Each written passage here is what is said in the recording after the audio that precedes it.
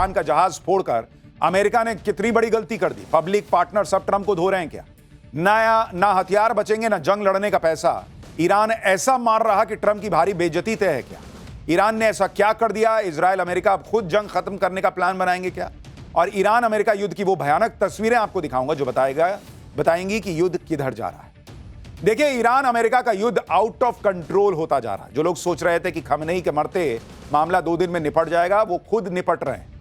Trump ने सोचा था कि 1-2 दिन में ईरान को धुआं करके सब समेट लेंगे, लेकिन इतना रायता फैल चुका है बॉस कि मिडिल ईस्ट से आग लगते लगते टर्की, अजरबैजान और अब तो भारत और श्रीलंका के समंदर तक पहुंच गई, क्योंकि भारत और श्रीलंका के समंदर के आसपास अमेरिका ने ईरान का जहाज उड़ा दिया। ईरान कसम खा के बैठा है कि मैं तो ऐसा ट्रंप के साथ भी करूंगा, बताता हूं तुमको। और ट्रंप ऐसा बुलाए हुए हैं कि खुला ऑर्डर दे रखा है कि जो मिले उसे ही उड़ा दो। इसी वजह से ईरान युद्ध का दायरा बढ़ता चला जा रहा है। उधर ईरान भी जिस तरह से पलटवार कर रहा है, उसकी उम्मीद ट्रंप ने की नहीं होगी। भाई, ईरान तबाह हो रहा है, इसमें कोई दो राय नहीं है, लेकिन वो कह रहा है कि मैं अमेरिका और इजराइल के पे इतने हमले करूंगा कि अगर तेहरान बर्बाद होगा तो इजराइल भी बर्बाद होगा। ईरान झुकने को तैयार नहीं है। वो दुनिया के सामने मिसाल पेश कर रहा है कि होगा अमेरिका दुनिया का फूफा बन के घूमता, चौधरी बन के घूमता, लेकिन ईरान घुटने नहीं टेकेगा। ईरान मैसेज दे रहा है कि अमेरिका को भी अलबलाने पे मजबूर किया जा सकता है, ट्रंप की हेकड़ी निकाली जा सकती है। अमेरिका और इजराइल के hightech super intelligent multilayer defence system के बाद भी ईरान की मिसाइलें इजराइल तक पहुंच के ठोक रही हैं बॉस।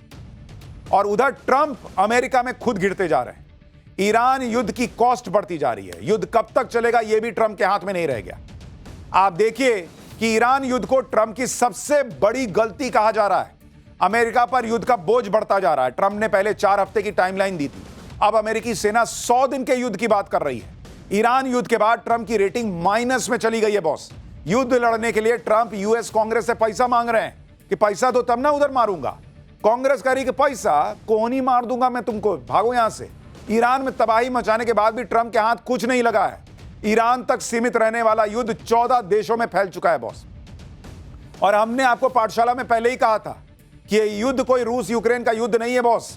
ये जिस तरह से पूरे मिडिल ईस्ट को अपने कब्जे में लेता जा रहा है, यह दुनिया के लिए तबाही के संकेत है। और ट्रंप भले ही अपनी पीठ थपथपाएं, क्या देखो ईरान को मार दिया, लेकिन लोग पूछ रहे हैं कि हासिल क्या किए हो? अगर मार ही दिए हो तो ईरान पलट के तुमको कैसे मार रहा है? ईरान में रिजीम चेंज तो हुआ नहीं, ईरान में लोग सड़कों पे तो उतरे नहीं। जो उतरे वो तो एकजुट हो गए खमेनी की मौत के बाद। उल्टा ईरान के पलटवार ने दुनिया को हैरान कर दिया। ईरान अपनी सीमित क्षमता के बाद भी न सिर्फ युद्ध लड़ रहा है, बल्कि अमेरिका के सहयोगियों का धुआं कर रखा है उसने। क्या ट्रंप अब ईरान युद्ध से निकलने का सेफ पैसेज खोज रहे हैं? कैसे ईरान युद्ध भारत के पड़ोस तक आ गया है और ईरान ने क्यों कहा है कि वो 8 साल तक युद्ध लड़ सकता है, आज आपको सब बताऊंगा। ईरान ऐसे कौन से हमले कर रहा है जिसके बारे में अमेरिका तक ने नहीं सोचा था? यूएई क्यों इस युद्ध से अलग हो गया है? कैसे ट्रंप के साथी उनका साथ छोड़ते चले जा रहे हैं?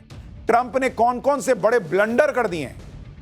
देखिए, ईरान युद्ध कैसे अमेरिका के हाथ से निकलता जा रहा है और भारत के पड़ोस तक युद्ध पहुंच गया है। आप उसको देखिए। आप देखिए कि कितने देश ईरान युद्ध से प्रभावित हो रहे हैं। भाई, ईरान ने अब तक मिडिल ईस्ट के करीब 14 देशों में अमेरिकी ठिकानों पर अपनी मिसाइलें दाग दी हैं, ड्रोन फोड़ दिए। Israel, Iraq, Saudi Arab, UAE, Qatar, Kuwait, Bahrain, Jordan, Oman, Cyprus और अजरबैजान में ईरानी मिसाइलों ने जमकर तबाही मचाई। वहीं नेटो देश तुर्की के ऊपर से ईरानी मिसाइलें उड़ने का दावा है, जिसे तुर्की ने इंटरसेप्ट करके आसमान में ही फोड़ दिया। जबकि लेबनान में इजराइल ईरान के प्रॉक्सी कहे जाने वाले हिजबुल्लाह के ठिकानों पर मिसाइलें बरसा रहा है। अमेरिका ईरान युद्ध की आंच भारत की सरहद तक आ पहुंची। कल अमेरिका ने हिंद महासागर में ईरान के एक वॉरशिप आइरिस डेना को डुबो दिया। इस हमले में अब तक ईरानी नेवी के 87 जवानों के शव बरामद हुए। अमेरिकी सबमरीन ने श्रीलंका के पास इस जहाज पर अटैक किया था। ईरानी शिप आइरिस डेना पर हमले के इस वीडियो को देखकर साफ पता चलता है कि शिप पर पानी के भीतर से मिसाइल अटैक हुआ था और धमाका इतना तेज था कि पानी की लहर करीब 50 फीट ऊपर तक उठी। देख रहे हैं आप, इस तरह से हमला हुआ है और कहा जा रहा है कि यूएस सबमरीन ने अपनी MK-48 टॉर्पीडो से इस शिप पर हमला किया था। आइरिस डेना उन 19 विदेशी वॉरशिप में से एक था जो भारत मेहमान बनकर आया था। इन जहाजों ने 17 और 18 फरवरी को विशाखापत्तनम में हुए इंटरनेशनल फ्लीट रिव्यू में हिस्सा लिया था। राष्ट्रपति द्रौपदी मुर्मू ने आईएनएस सुमेधा से इस फ्लीट को रिव्यू किया था। भारत के साथ मिलिट्री एक्सरसाइज में हिस्सा लेने के बाद ईरान का यह जहाज वापस अपने देश लौट रहा था। जब यह श्रीलंका के पास उसके तट से करीब 40 किलोमीटर दूर था, उसी वक्त अमेरिकी सबमरीन ने इस पर मिसाइल दागी। दावा है कि ईरानी युद्धपोत पर न मिसाइलें थीं, न ड्रोन था, यह बिल्कुल निहत्था था। इसलिए सवाल उठ रहे हैं कि इस जहाज से अमेरिका को फिलहाल कोई खतरा नहीं था, तो फिर अमेरिका ने इसको क्यों डुबा दिया बॉस? अमेरिका जो हरकतें कर रहा है, आपको शोले फिल्म का वो गब्बर सिंह याद आ जाएगा बॉस, कि उसने ठाकुर के घर परिवार में निहत्थे बच्चों तक को मार दिया था और सोच रहा था मैंने बहुत तूफानी काम कर दिया। डोनाल्ड ट्रंप ने वही किया है, अमेरिका ने वही किया है कि वहां निहत्थे सैनिकों को तुमने बीच समंदर में मार दिया और अपने आप को चीता समझ रहे हो। वो तुमसे लड़ रहे थे क्या? वो तो बेचारे वहां से वॉर एक्सरसाइज करके वापस लौट रहे थे और उनको मार दिया तुमने अपनी पब्लिक को दिखाने के लिए, सोशल मीडिया पे वाहवाही लूटने के लिए कि देखो मैंने ईरान का एक और जहाज मार दिया। आप सोचिए डोनाल्ड ट्रंप कितना घबराया हुआ है बॉस, कि उसको इधर उधर जो मिले उसको मार के अपने लोगों को दिखाना है कि देखो मैं कुछ तो कर रहा हूं।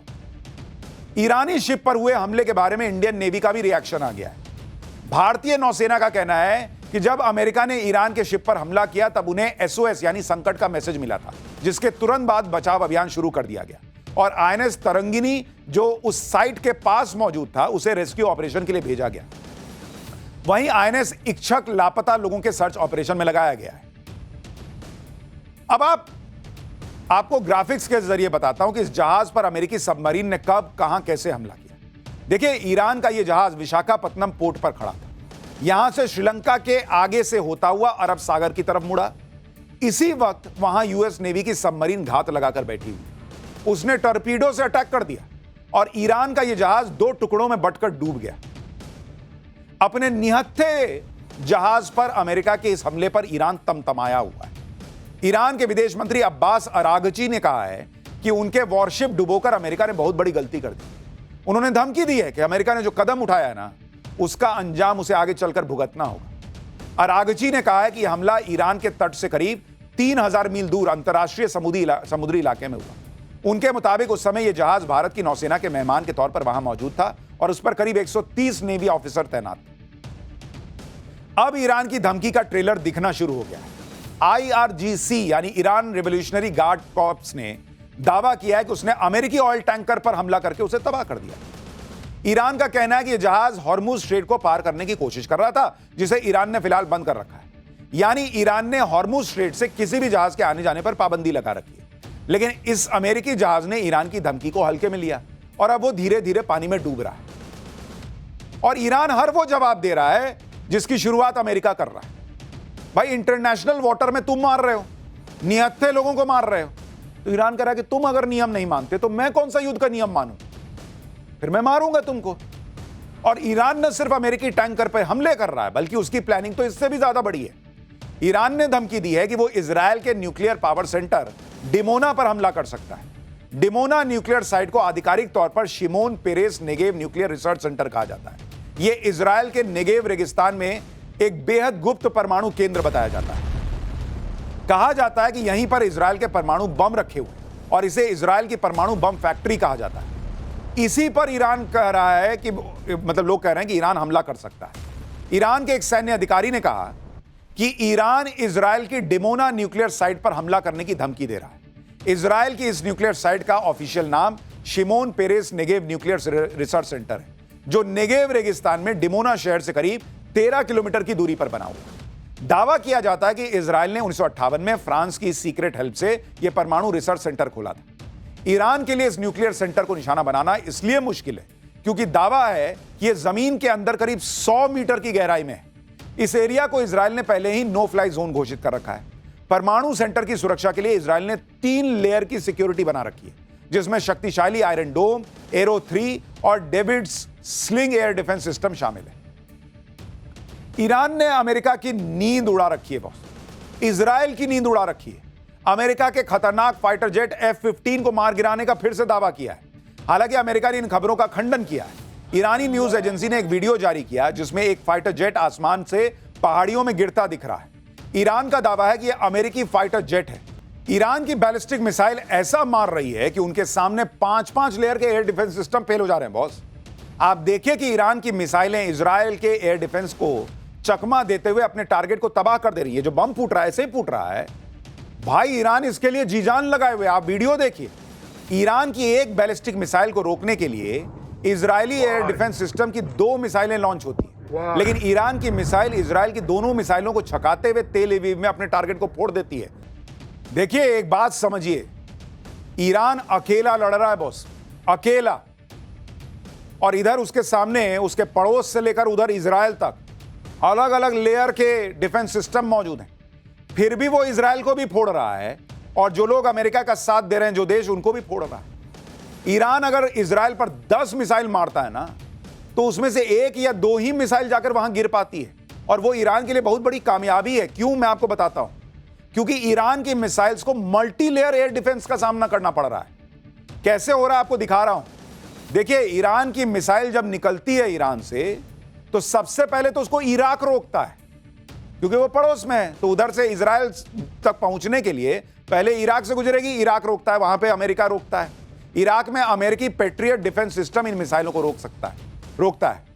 यहां से जो मिसाइल बच गई, मान लीजिए 10 छोड़ा, 2 बर्बाद हो गई, 8 निकली, वो आगे जाती है।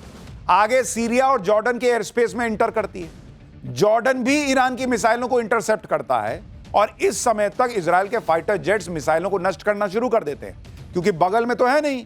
यहां से निकले, 5 मिनट में पहुंच गए।